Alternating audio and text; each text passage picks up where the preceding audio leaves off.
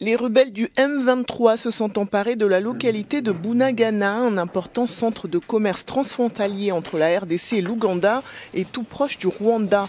Kigali, justement, est accusé par l'armée congolaise d'être derrière cette invasion de son territoire.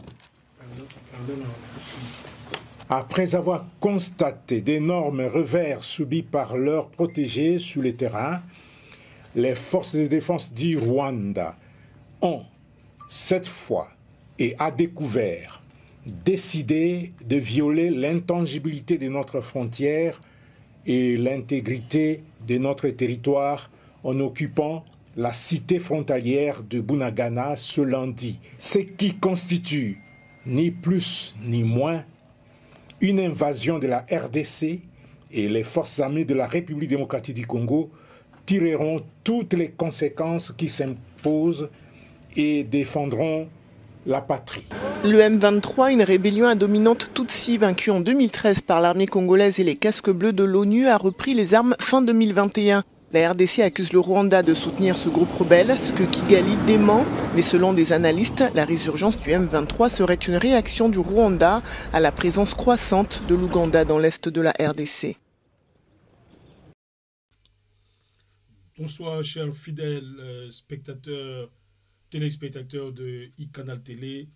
Nous revoici devant vous pour vous présenter encore cette émission avec cet élément que nous venons de vous balancer au sujet de la conquête par le Rwanda au travers son mouvement armé, le M23, du territoire congolais de Bunagana. Et cela ne fait plus aucun doute que M. Paul Kagame est resté égal à lui-même et voudrait en découdre avec la République démocratique du Congo. Cela s'appelle tout simplement rester dans la logique de guerre.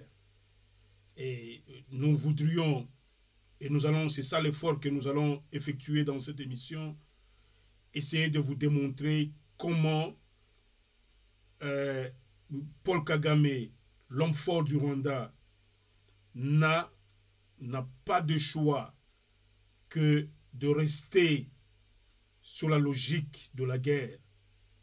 Parce que la paix ne l'arrange pas. La paix dans la région ne l'arrange pas. Parce que si la paix l'arrangeait, je le vois très mal persister sur cette voie. Nous avons vu aussi, vous tous qui suivez les médias, vous avez suivi que même avec le Burundi voisin, il y a eu des marches là-bas. Et on nous dit même que ça sera chaque samedi que les Burundais vont être dans la rue pour marcher et demander à leur gouvernement de faire quelque chose pour stopper les élans de Paul Kagame. Et donc, nous en avons maintenant des preuves avec ce compte-rendu de ce porte-parole de notre armée qui vient de préciser que ce sont des troupes rwandaises qui ont franchi les frontières congolaises et qui ont commis une infraction inscrite noir sur blanc sur la Charte des Nations Unies. Le principe de l'intangibilité des territoires. Vous vous souviendrez que sur la même chaîne ici, j'ai consacré toute une émission sur l'intangibilité des territoires. Et je vous ai dit que c'est l'un des principes sacro-saints des Nations Unies. Il est dit dans la Charte des Nations Unies qu'aucun pays ne peut se prévaloir d'aller au-delà de ses frontières, surtout des frontières héritées de la colonisation. Ce principe est même entériné par l'Union africaine dès sa création en 1963. C'est pour vous dire que c'est que le Rwanda, à travers Paul Kagame, vient de faire là, c'est une énième provocation et une provocation de trop. Car on ne peut pas continuer à braver même la Charte des Nations Unies, et rester impunis, continuer à rester impunis. Et je vous ai dit que ce principe de l'intangibilité des territoires est même consacré dans la charte de l'Union africaine. Donc ça signifie que Kagame est décidé d'être un hors-la-loi. C'est cela que cela signifie. Lui-même sait ce qu'il est en train de poursuivre. Kagame se dit, moi je vais diriger le Rwanda de main de maître et je serai un hors-la-loi devant la communauté internationale. Ce principe d'intangibilité du territoire, c'est un principe, c'est suite à ce principe-là que ce monde dans lequel nous vivons est en paix. Parce que si ce principe n'était pas assis, n'était pas inscrit en lettres d'or dans la charte des Nations Unies, les États seraient en guerre chaque matin, chaque soir. Parce qu'il y a des États qui s'affrontent, qui réclament les terres d'autrui. Il dit non, cette partie, moi je veux récupérer ma terre. Alors que nous, avec nos voisins, il n'y a aucun voisin qui peut rester comme ça pour dire que cette terre m'appartient. Non. Depuis que nous avions hérité notre portion de terre de la conférence de Berlin, notre portion de terre comme Congo est restée la portion congolaise. Aucun État n'a un pouvoir ou n'a des revendications fondées pour dire que non, cette partie du Congo m'appartient. On n'a jamais eu ces prétentions. Mais c'est seul Kagame qui, dans sa folie de grandeur, estime que il doit mettre ses pieds sur le territoire étranger. C'est un crime que Kagame est en train de commettre là. Le principe, et cela a été consacré par une allocution latine, je vous l'ai dit la fois passée, uti possedetis iuris. Cela a été consacré au niveau des Nations Unies.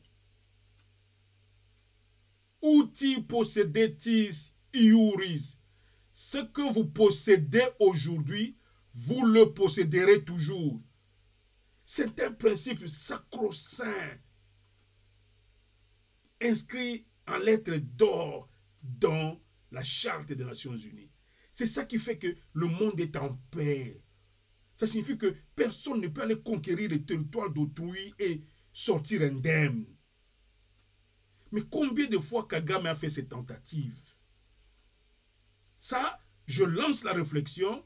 Moi, je crois qu'à un moment donné, trop c'est trop. La communauté internationale devra voir cette situation un peu de très près. Ce que Kagame vient encore de faire, peut-être que c'est lui prend ça comme une routine. Comme une routine. J'ai toujours été au Congo, je peux mettre mes pieds et puis en sortir. Je peux mettre mes pieds et puis en sortir après. Mais on ne met pas ses pieds sur le territoire d'autrui. Uti possedetis iuris. Ce que vous possédez aujourd'hui, vous le posséderez toujours. C'est vrai, Kagame ne prétend pas détenir Bunagana maintenant, devenant le territoire rwandais. C'est la différence peut-être. C'est la différence. Il va dire non, moi je n'ai pas. Moi je suis dans une logique de guerre. Mais de guerre, tu n'entres pas sur le territoire d'autrui. Et puis encore que là, si Kagame veut faire voir à la communauté internationale que lui veut la guerre contre le Congo, c'est ça la provocation de guerre. Donc le Congo a toutes les matières possibles pour se dire que non, enfin, je dois être en légitime défense.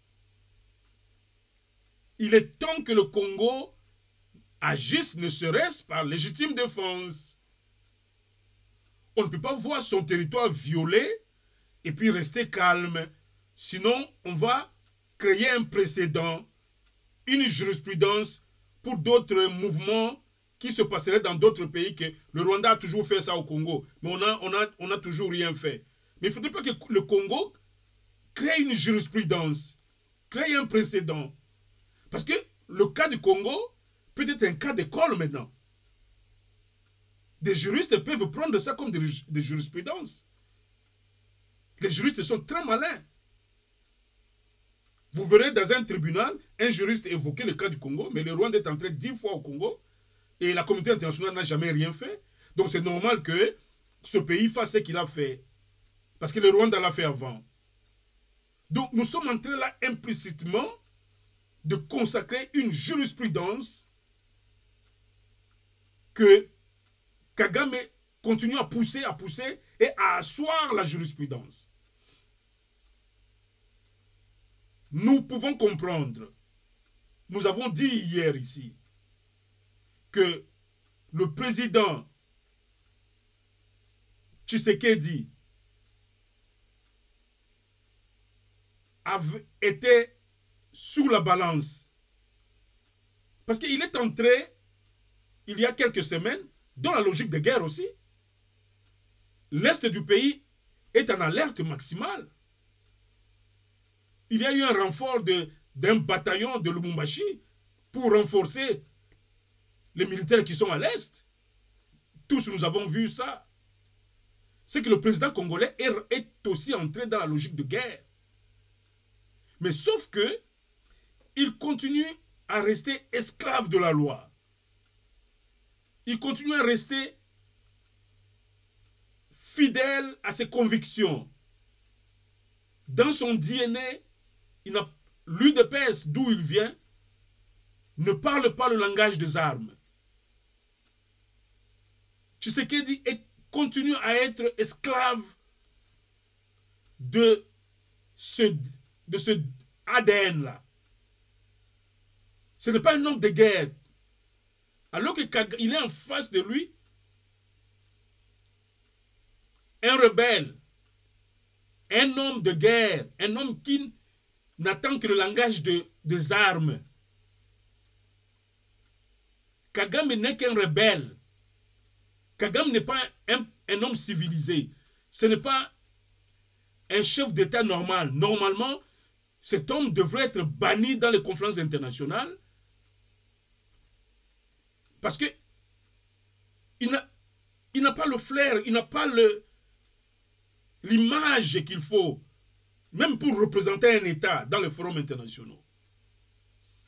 Voilà, c'est ce voisin-là que le Congo a.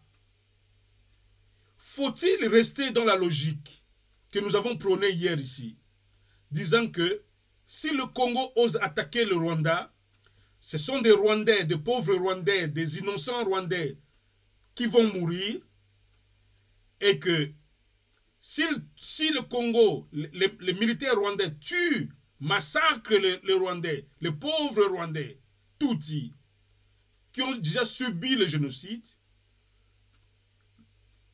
le président congolais tomberait sous le coup de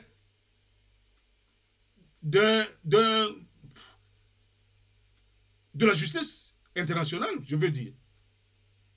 Et c'est vrai, on n'attaque pas un peuple qui est qualifié comme une espèce en disparition. Le peuple Tutsi, déjà minoritaire par rapport aux Hutus, le fait qu'il a été massacré comme tout le monde le sait, c'est un peuple que la communauté, qui a proclamé le génocide rwandais? C'est les Nations Unies. C'est les Nations Unies qui ont proclamé, ce sont les Nations Unies qui ont proclamé que désormais, le peuple Tutsi, c'est un peuple à protéger. Et vous allez les massacrer. Mais vous portez un fardeau impossible. Bon, peut-être que Kagame le sait. Il dit, bon, celui qui osera attaquer ici, qu'il tue les Tutsis.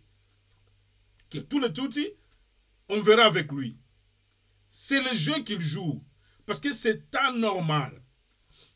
C'est anormal qu'on continue à criailler sur les mêmes choses. Bunagana aujourd'hui n'est plus sous le contrôle du gouvernement congolais. Ce sont les hommes de Kagame qui occupent Bunagana, qui est un territoire congolais. Ça, c'est inimaginable. Tout simplement parce que le gouvernement congolais se veut esclave de la diplomatie.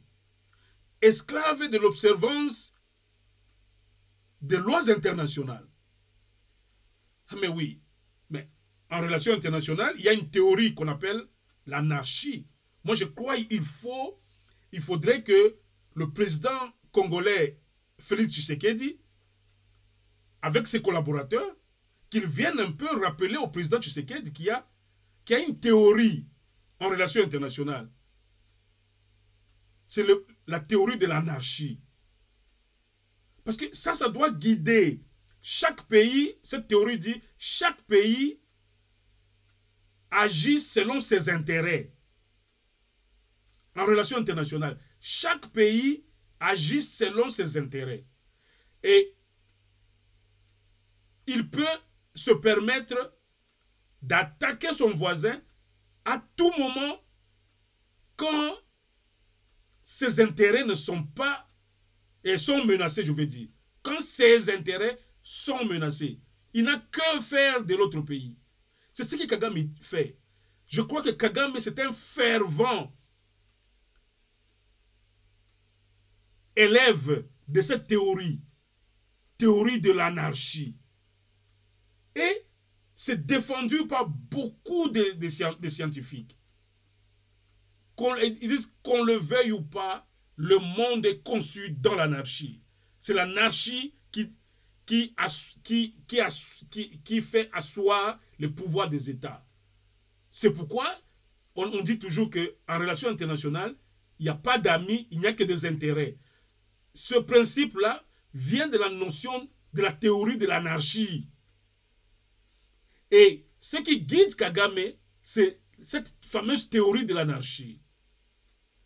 Il dit, quand je sens que mes intérêts sont menacés, moi j'attaque quand je veux. Peu importe quoi que ce qu'on peut me dire, j'attaque. C'est pourquoi vous voyez Kagame toujours attaquer le Congo. Parce qu'il est conscient que ce monde, c'est un monde d'anarchie. Lui, il n'est pas dans d'autres considérations humanistes ou bien... non. Lui, il est dans le principe de l'anarchie.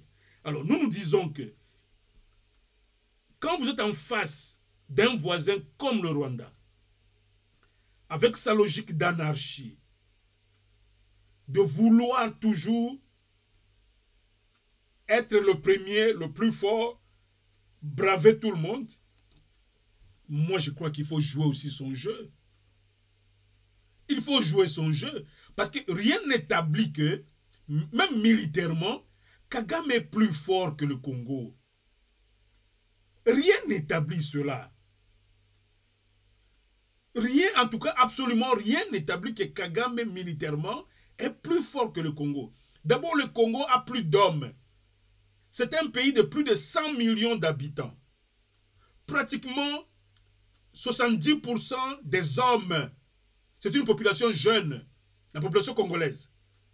Si seulement on décrète, on dit tous les jeunes à partir de 16 ans, prenez les armes. Je crois on va détruire à plate couture le Rwanda. Le Congo a cette potentialité. Le Congo, c'est une puissance. Mais pourquoi un tout petit pays comme ça prétend être plus puissant que celui qui est réellement puissant? Ça, c'est qui a dit ça? Kagame, c'est un fou, pratiquement. Kagame, c'est un fou. Comment Kagame peut avoir des prétentions aussi démesurées? Il prétend être plus fort que le fort. Le Congo a tout. D'abord, il ne vit que par le Congo. Le Rwanda ne vit que par le Congo. Ne serait-ce par ça, la diplomatie serait plutôt l'option du gouvernement rwandais. Dit faisons des affaires. Vous êtes un pays riche, nous on est un pays pauvre, faisons du business. Tout simplement. Mais d'où vient que Kagame, lui, ne voit pas ça? Lui trouve plutôt que moi, je veux, pour que je vive bien, il faut que je sois en guerre contre le Congo. C'est là où on essaie un peu d'interpeller le président Tshisekedi avec ses collaborateurs, ses conseillers. Mais moi, je crois qu'il est temps de vous lever. C'est vrai, vous êtes sur un processus. Nous venons du Conseil de sécurité des Nations Unies, où M. Lutundula est allé exposer Kagame. C'est vrai, vous ne pouvez pas stopper ce processus. Je voudrais vous amener sur ce processus-là. C'est ici où ça a démarré. Ici, on est dans la capitale kenyane, à Nairobi, où c'est pendant cette séance que le M23 ont été officiellement exclus du processus de Nairobi. Le M23, c'est à cette séance ici que le M23 a été exclu. Vous voyez l'attitude de Kagame? C'est un villageois. Kagame, c'est un villageois. Ce n'est pas un homme civilisé. Il ne peut pas vivre avec des gens civilisés. Mais quelqu'un de comme ça. Et puis, Kagame qui sait que il dirige le pays le plus pauvre au monde. Imaginez-vous, le Rwanda, c'est l'un des pays les plus pauvres au monde. Je vous ai dit la fois passée, c'est seulement parce que la East African Community a une charte. Et cette charte prévoit qu'elle peut suspendre un pays. Suspendre un pays. Imaginez-vous qu'avec tout ce qu'il fait, parce que le président Tshisekedi a été malin, il s'est dit, moi je vais adhérer à cette organisation. Une fois que le président Tshisekedi a adhéré à cette organisation, Kagame a été mal à l'aise. C'est à ce moment qu'il s'est dit, bon, ce type, c'était une déclaration de guerre. Notre adhésion à East African Community pour Kagame, c'était une déclaration de guerre. Parce que East African Community, seul, peut tuer le Rwanda. Je vous l'ai dit la fois passée. Que après ce processus de Nairobi, dès qu'on va constater que on clôture les travaux, on clôture les rencontres avec les mouvements rebelles, et qu'on constate que le M23 continue toujours à s'activer à partir du Rwanda, le Congo sera en droit de réclamer que des sanctions tombent contre le Rwanda. Que des sanctions tombent contre le Rwanda. Nous serons en droit de réclamer cela. Et imaginez-vous, et surtout nous, à peine entrés dans l'East African Community, nous pesons plus que tous les autres pays. Par la grandeur, par les richesses que nous avons dans notre pays, par toutes les potentialités que le Congo regorge, nous sommes le plus puissants dans East African Community. Donc le Congo peut dicter sa loi.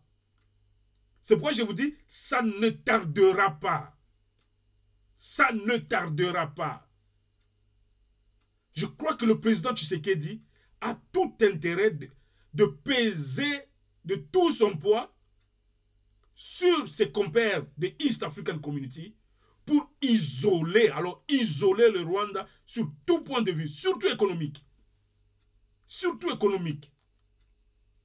Je vous ai dit la fois passée, si seulement on ferme la porte du port de Mombasa au Rwanda, vous verrez les conséquences au Rwanda. On ferme seulement Mombasa, que rien de ce qui quitte Mombasa doit aller à Kigali, ni rien de Kigali entre dans le port de Mombasa. On va en Tanzanie. Rien de ce qui quitte Kigali va en Tanzanie à Dar es Salaam, au port de Dar es Salaam. Vice versa. Si ça signifie que Kagame ne peut plus recevoir des produits qui viennent de l'extérieur, ni vendre à l'extérieur du pays. Même ces fameux coltans ici qu'il vole au Congo, il ne sera plus allé vendre ça à l'extérieur parce qu'il n'aura plus de sortie vers l'extérieur. Bloqué complètement. Bloqué. C'est ça. C'est ça la dernière balle que le président Tshisekedi devrait placer sur les pieds de Kagame. Donc, asphyxier le Rwanda par un embargo qui va le ramener vite à la table de négociation. Il est temps maintenant. Kagame ne doit pas braver les gens comme ça. Même s'il sait que non, il a un peuple fragile chez lui, le peuple Tutsi, qu'on ne peut plus s'engager à les tuer par une guerre, comme nous continuons à insister, on ne peut plus tuer les Tutsis. Les Tutsis ne peuvent plus subir une guerre. Impossible. Vous faites ça, on vous arrête. Ça, c'est le droit humanitaire. Le droit international humanitaire protège désormais les Tutsis comme on protège toutes les espèces rares dans le monde. On n'y touche pas. Alors, si on ne peut pas toucher aux Tutsis, mais allons sous les sanctions économiques. Allons sous les sanctions économiques. Le Rwanda doit être sanctionné et être sanctionné sévèrement. Parce que Kagame, comme lui veut, lui croit. Alors, je préfère qu'il soit sous cet embargo et qu'il continue la guerre. Et maintenant, dans cette guerre-là, il va voir la force de frappe. Même East African Community, dans sa charte, prévoit de mobiliser une force militaire de la communauté. Quand l'un de leurs est attaqué, l'ensemble, c'est un peu comme le principe de l'OTAN, l'Alliance Atlantique des Occidentaux. L'attaque contre l'un, c'est l'attaque contre tous. East African Community a ce principe-là aussi. L'attaque contre l'un des membres, c'est l'attaque contre tous. Le problème, c'est que on n'est pas encore arrivé au niveau de déclencher ce processus-là.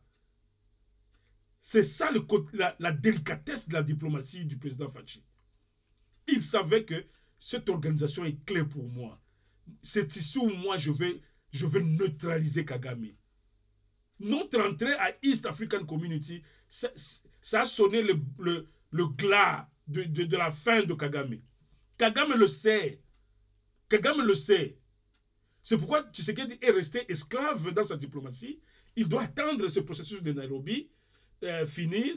Il doit attendre les missions de bons offices du président Lorenzo se terminer avant de penser à quoi que ce soit ou à une quelconque attaque et autres. Et puis je crois que nos militaires sont à l'Est plus pour protéger nos frontières. C'est pourquoi j'ai toujours dit que je ne vois pas les militaires congolais entrer sur le territoire rwandais. Ce n'est pas parce que nous ne pouvons pas. On a affaire à un voisin qui est fragile. On peut le neutraliser à tout moment. Mais connaissant sa faiblesse, il dit, bon, ce type il sait qu'il ne peut pas m'attaquer, alors moi je continue à le provoquer. Mais tu continues à provoquer. Bon, c'est pourquoi le président Fachi a trouvé un autre mécanisme. Il dit, bon, Kagame sait que je ne peux pas aller faire la guerre contre les Tutsis. Kagame le sait. Que Tshisekedi ne fera pas la guerre contre les Tutsis du Rwanda. Compte tenu du statut de ce peuple au niveau des Nations Unies. C'est un peuple protégé. Ça, c'est acté. Mais Kagame va se retrouver, il va imposer à ce peuple la famine. La famine. Le peuple rwandais, on va commencer à parler de lui comme on parlait du peuple éthiopien. Comment on parlait du peuple éthiopien? Mourant de faim. Parce qu'ils n'auront aucune entrée, aucune sortie. Aucune entrée, aucune sortie.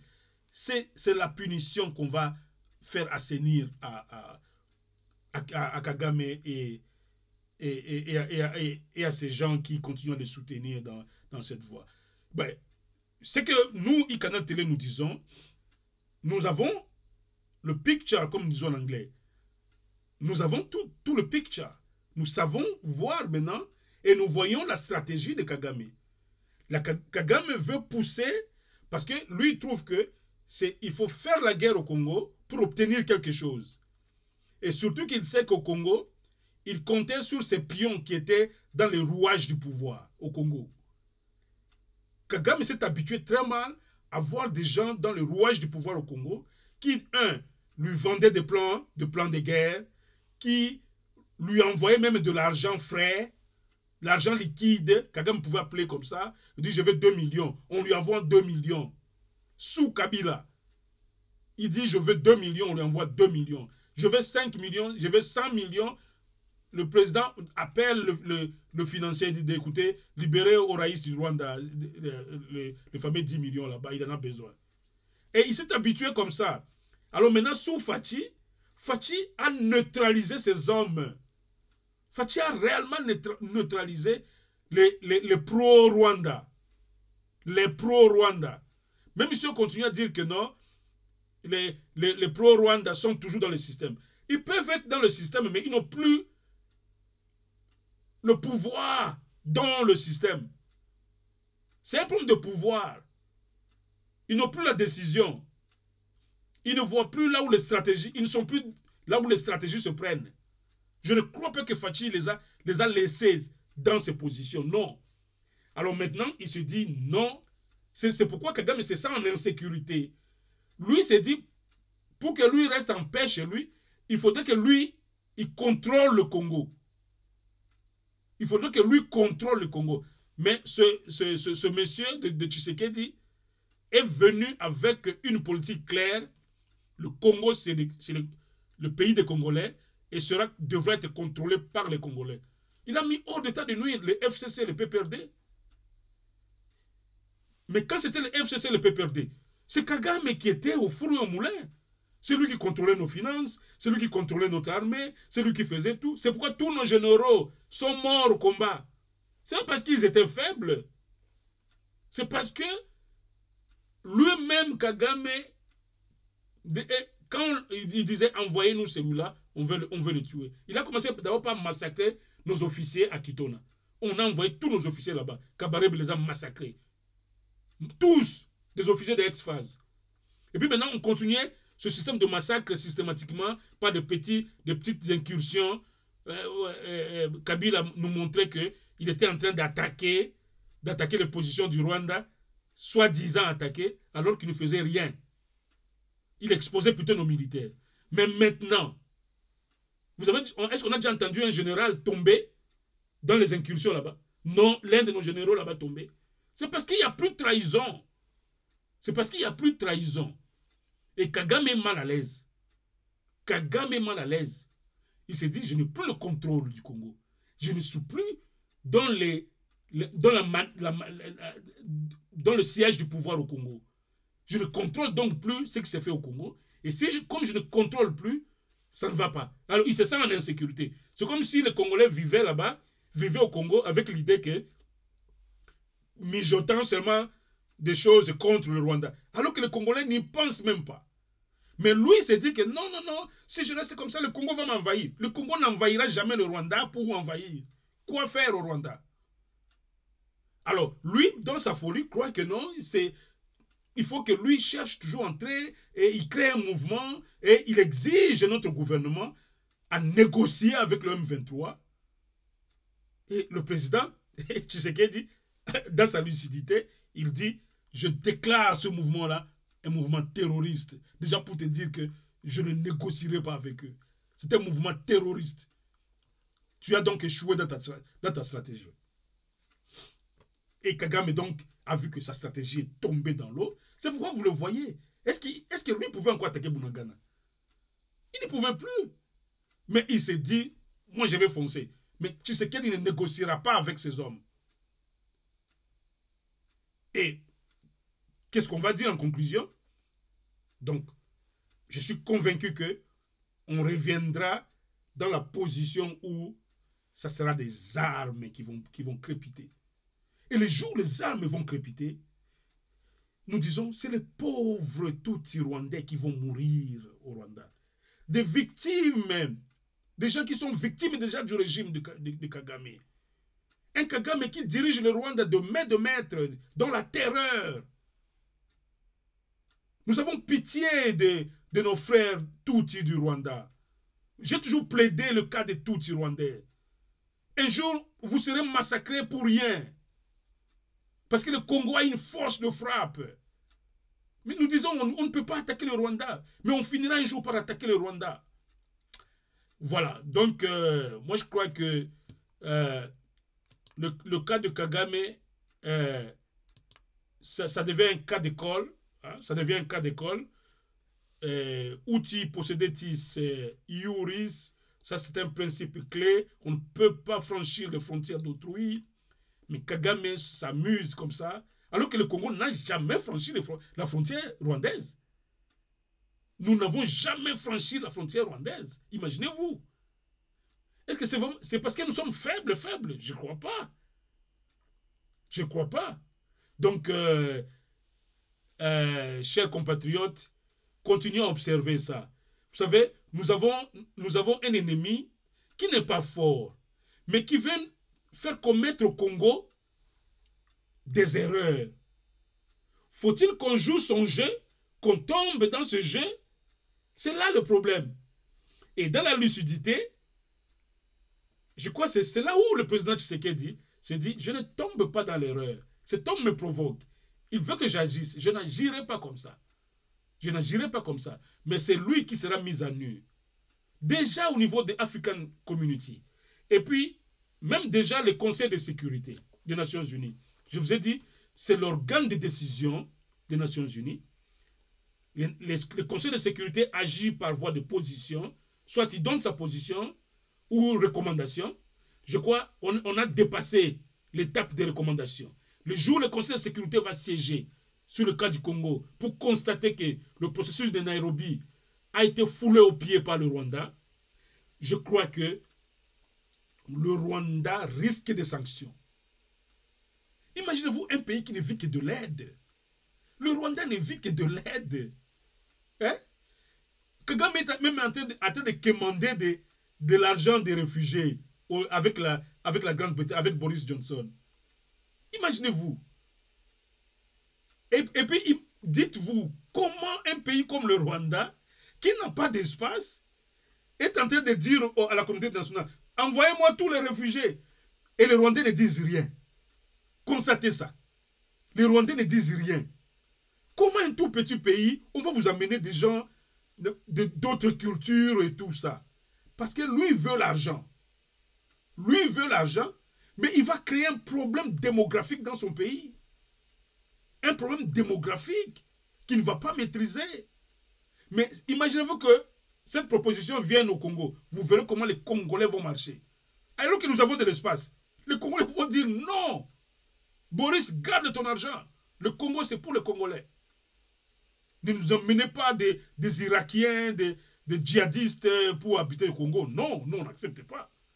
Alors que lui, il continue à implorer. Boris, amenez-les-moi, amenez-les-moi, je veux l'argent. Un commandeur d'argent comme ça, il veut s'amuser avec le Congo. Un voleur de coltans congolais. Kagame, c'est un voleur de coltans congolais. Et il s'amuse avec le Congo. On est plutôt de faire du Congo un pays ami. Mais lui, il estime qu'en amitié, il ne gagnera pas beaucoup. Mais c'est dans le vol qu'il gagne plus. C'est pourquoi il préfère le vol. Mais entre-temps, ce pays n'est pas une anarchie. Hein, et ce monde, plutôt, ce n'est pas nécessairement une anarchie. Il y a une organisation derrière. Et on finira par avoir Kagame. On aura sa tête. Il y a eu de plus grands que lui qui sont tombés. Hitler est tombé. Plus grand, plus fort que lui. Kagame n'est rien. Kagame a même la sécurité. Kagame a une sécurité. Kagame, il est à découvert. Il est à découvert. Bon, je crois que je suis allé un peu plus loin. J'ai dépassé l'heure que je me suis imparti pour cette émission. Je crois l'essentiel, nous l'avons dit, il s'agit aujourd'hui de Bunagana pour constater que le M23 ont encore commis une autre bêtise de trop. Je crois que notre gouvernement l'a constaté. Et la réponse ne va pas se faire attendre. Et que ce processus de Nairobi est en train d'évoluer. Vont voir ce qui va arriver au niveau de East African Community. Et puis au niveau du Conseil de sécurité des Nations Unies. Je suis convaincu que des sanctions vont tomber contre le Rwanda. Et c'est le peuple rwandais qui va en souffrir. Parce que ça sera des sanctions économiques. On va sanctionner. Toutes les aides qui font nourrir les Rwandais ne vont plus tomber au Rwanda. Toutes ces aides-là, parce que le Rwanda ne vit que des aides. Il ne faut que quémander dans le monde.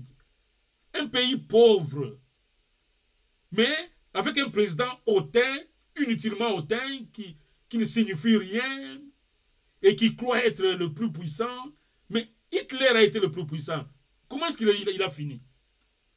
Il doit savoir tirer des leçons. Merci beaucoup, chers téléspectateurs. Nous sommes venus pour vous apporter cela. On ne voudrait pas être long. Nous voudrons remercier Franck Maïza. Nous avons eu votre réaction dans une de nos émissions. Notre confrère Franck Maïza, à partir de Kinshasa, vous avez réagi à l'une de nos émissions. Nous avons pris acte. Nous vous remercions de votre abonnement aussi. On a été très contents de voir que vous êtes abonné à cette chaîne. Franck Maïza, vous avez nos salutations. Je salue mon confrère Mukolo qui d'ici là va nous joindre sur cette chaîne.